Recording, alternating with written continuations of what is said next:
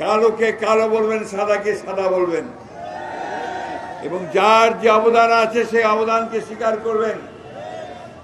আমরা কেউ এই মুচলেখা দেয়নি, কোন অত্যাচারের মুখেও দেয়নি।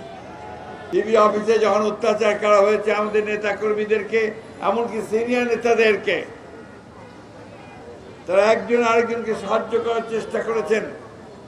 প্রচন্ড নির্যাতনের পরে যখন ধাক্কা দিয়ে তাদেরকে সেই সেলের মধ্যে ফেলে দেওয়া হয়েছে, আরেকজন তার সেবা করার চেষ্টা করেছেন, সুস্থতা করার চেষ্টা করেছেন।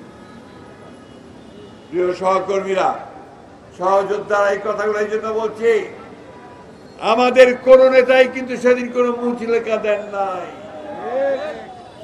আমি এই জন্যই এতক্ষণ এই কথাটা বললাম। আজকে টেলিভিশনে, আজকে পত্র পত্রিকায় বারবার করে সেই ডিবি অফিসের ছবি দেখানো হয়। আমাদের যে নির্যাতিত নেতা কর্মীরা, যাদের নখ তুলে নেওয়া হয়েছিল, হাত ভেঙে দেওয়া হয়েছিল, ঝুলিয়ে পিটিয়ে মারা হয়েছিল, এমনকি আমাদের সিনিয়র লিডার টুকু সাহেবকে পর্যন্ত সেদিন ছাড় দেওয়া হয়। কই আমাদের সাংবাদিক ভাইরা তো তাদের ছবি চাপে না। আমি অনুরোধ করব, প্লিজ, কালোকে কালো বলবেন, সাদাকে সাদা বলবেন, এবং যার যে অবদান আছে সেই অবদানকে স্বীকার করবেন। আমরা কেউ এই মুচলেখা দেয়নি, কোন অত্যাচারের মুখেও দেয়নি। বন্ধুগণ, আজকের এই দিনটি এই জন্য আমাদের কাছে খুব অত্যন্ত গুরুত্বপূর্ণ। আমি এখনই মুন্নাকে জিজ্ঞেস করছিলাম যে এই আন্দোলনে, এই জুলাইয়ের আন্দোলনে যুবদলের কয়জন শহীদ হয়েছে? সে বলল ৭৯ জন। ছাত্র দলের তার কয়েকদিন আগে প্রোগ্রাম করেছে, ছাত্র দলের ১৪২ জন। গোটা বাংলাদেশ সেদিন নেমে এসেছিল। শুধুমাত্র কোনো কয়েকটি দল, কয়েকটি ছেলে ছাত্র নয়, সেই ৫ বছরের শিশু থেকে শুরু করে ৯০ বছরের বৃদ্ধ পর্যন্ত সেদিন এই ফ্যাসিস্ট হাসিনার বিরুদ্ধে রাস্তায় নেমে এসেছিল বন্ধুগণ।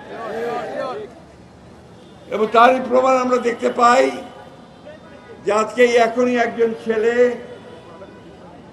সে সামনে এসেছিল আমার,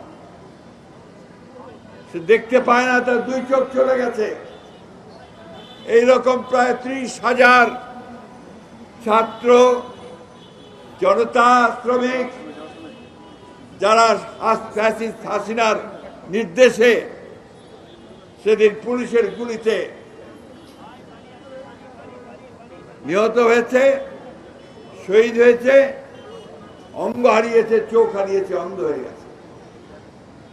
এই যে এত ত্যাগ, এই যে প্রায় ২,০০০-এর উপরে আমরা মানুষ হারালাম, ছেলে হারালাম, তরুণকে হারালাম, এই যে আমরা প্রায় ৩০,০০০-এর বেশি অধিক আমাদের নেতা কর্মীরা অন্ধ হলো, পঙ্গু হলো, তার একটাই তো লক্ষ্যটা হচ্ছে যে ফ্যাসিস্ট হাসিনাকে বিদায় করে এই বাংলাদেশে একটা গণতান্ত্রিক রাষ্ট্র ব্যবস্থা প্রতিষ্ঠা করা, তাই না? একটা ন্যায্য সমাজ প্রতিষ্ঠা করা।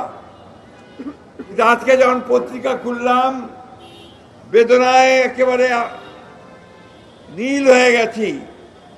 দেখলাম ৫ জন সমন্বয়কারীকে গ্রেফতার করেছে পুলিশ। তারা জোর করে একটি বাড়ি থেকে, একজন সাবেক সংসদ সদস্যের বাড়ি থেকে ৫০ লক্ষ টাকা আদায় করছে। এই কি পরিণতি? এটাই কি আমরা চেয়েছিলাম? এই বাংলাদেশের মানুষকে কেউ এটা চেয়েছিল? সুতরাং এত তাড়াতাড়ি যদি এই ঘটনা ঘটে, ১ বছর হয়নি, তাহলে আমাদের ভবিষ্যৎ কি?